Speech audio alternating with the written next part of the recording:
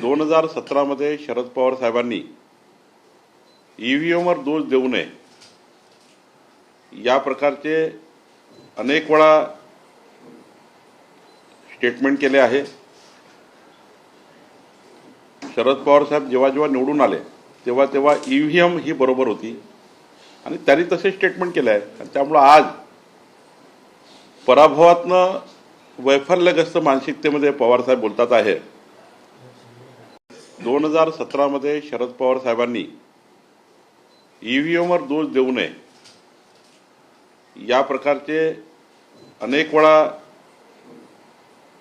Statement केले आहे।